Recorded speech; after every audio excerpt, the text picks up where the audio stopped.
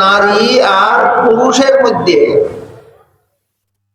বিভিন্ন পার্থক্য থাকা সত্ত্বেও, বেশ কম থাকা সত্ত্বেও, আল্লাহর দৃষ্টিতে একটা ক্ষেত্রে নারী পুরুষ সমান। এটা বোঝাবার জন্য নারী আর পুরুষ আলাদাভাবে বলা। কোন ক্ষেত্রে নারী আর পুরুষ সমান? সেটা হলো আল্লাহর কাছে পুরস্কার পাওয়ার বেলায়। পুরুষ পুরুষের আমল করে আল্লাহর কাছে যেই পুরস্কার পাবে, নারী নারীর আমল করেও আল্লাহর কাছে সেই একই পুরস্কার পাবে। এই এক বেলায় আল্লাহর দৃষ্টিতে নারী পুরুষ বেশ কম আছে, বেশ কম নাই। আল্লাহর কাছে পুরস্কার পাওয়ার বেলায় নারীতে আর পুরুষে কোনো বেশ কম। অন্যান্য ব্যাপারে নারীতে আর পুরুষে বেশ কম আছে। সংসারের বিভিন্ন কাজেও নারী পুরুষে ব্যবধান আছে, ধর্মের বিভিন্ন কাজেও নারী পুরুষে ব্যবধান। যেমন ধরেন, সংসারের কাজে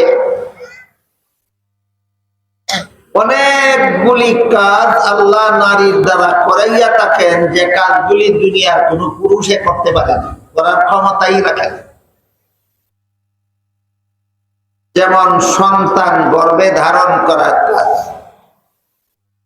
নারীরাই পারে, পুরুষরা পারে না। সন্তান প্রসবের কাজ নারীরাই পারে, পুরুষরা পারে না।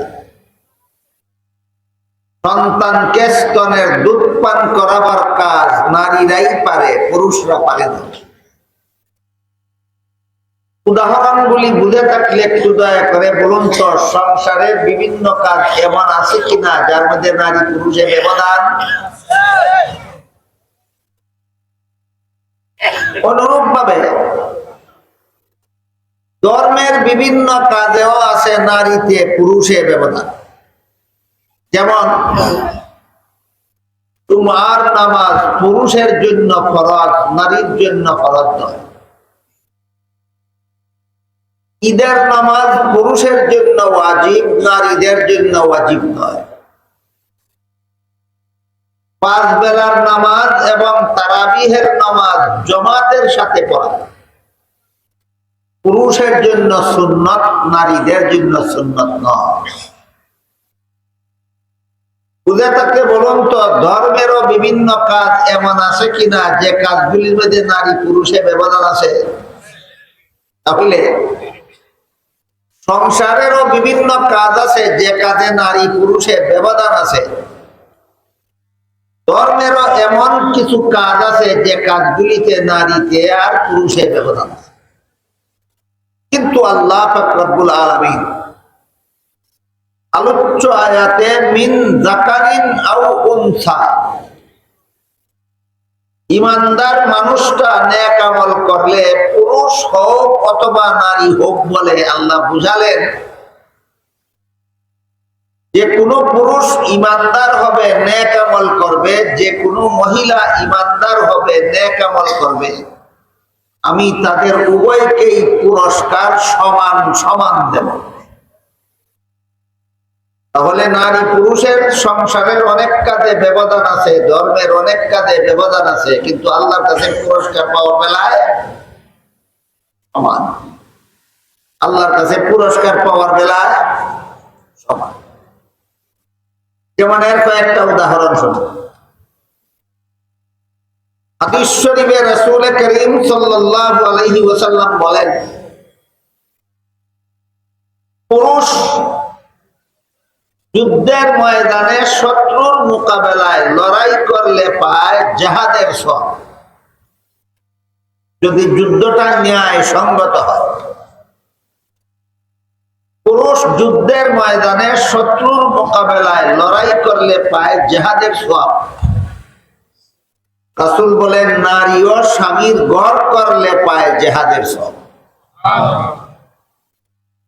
পুরুষ যুদ্ধের ময়দান থেকে বিজয়ী হয়ে ফিরে আসলে পায় গাজীর সওয়াব।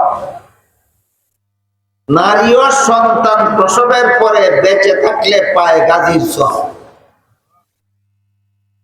যুদ্ধের ময়দানে মারা গেলে পায় শহীদের সওয়াব, নারী ও সন্তান প্রসবের সময় মারা গেলে পায় শহীদের সওয়াব।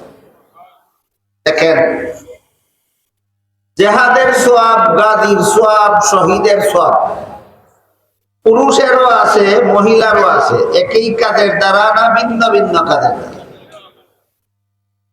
পুরুষ যুদ্ধের ময়দানে লড়াই করবে, পাইবে জিহাদের সওয়াব। নারী স্বামীর ঘর করবে, সেও পাইবে জিহাদের সওয়াব।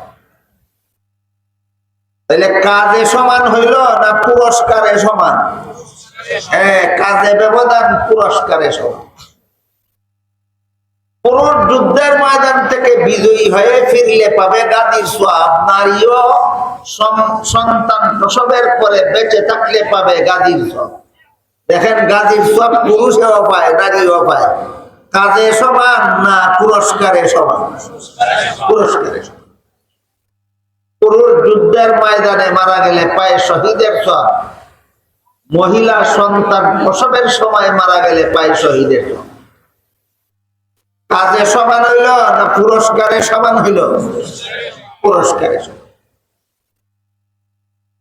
আল্লাহ পাক রব্বুল আলামিন মহিলাদেরকে বিভিন্ন কাজ সহজ করে দিয়েছেন। পুরুষের কাজগুলি কঠিন আর মহিলাদের কাজগুলি সহজ।